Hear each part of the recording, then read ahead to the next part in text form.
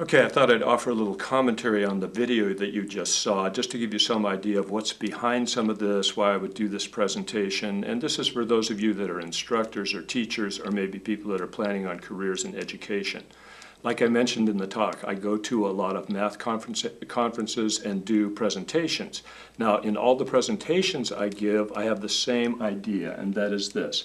I reserve 5 minutes of every class session to bring in the things that I think are interesting in and around mathematics. Now, during the math conferences, I ask my colleagues to give themselves permission to do the same thing. So the talk on Islam and mathematics, a story of cooperation and peace, that is a theme that runs through my classes. The whole presentation probably takes 40 to 45 minutes, but I break it up into little 5-minute segments that I bring into class, and that video that you just watched on why do we call it algebra, that's the first of those 5-minute segments. So here's some of the other presentations that I do at these math conferences, but in all the presentations, the idea is the same. I give myself permission to use 5 minutes of every class session to bring in the things that I think are interesting in and around mathematics. Now, the next thing is, am I telling the whole story when I do this presentation on why we call it algebra? And the answer is no, I'm not. So if you go back to that presentation and you look at this part where we talk about Al-Khwarizmi writing the first algebra book in the year 800, and we give him this Arabic, and we talk about what his Arabic name is, if you're of Persian descent, that causes you some resentment because Al-Khwarizmi is actually Persian.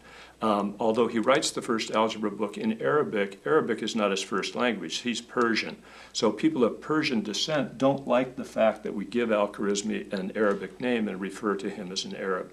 So those of us that live in the United States, we have kind of a limited view of what the Middle East is. There's a lot more going on behind the scenes than what's in this presentation. But you have to remember, I'm teaching mathematics. I'm not teaching history. So I limit myself to the part of those presentations that has to do with mathematics. So am I telling the whole story all the time? No, not necessarily. The third thing that I want to tell you is I really like these 5-minute presentations when I can bring them back into the class sometimes later on. And it turns out that this first presentation on why we call it algebra, I can bring that back into the class later when we're doing completing the square. Now, completing the square by itself, pretty dull topic, but if I can connect it with what I did right here on why we call it algebra, it brightens that topic up a little bit. So the next video I'm going to post is going to be how we do that, how we bring that first little bit on why we call it algebra back into the course later on when we do completing the square. So look for that video.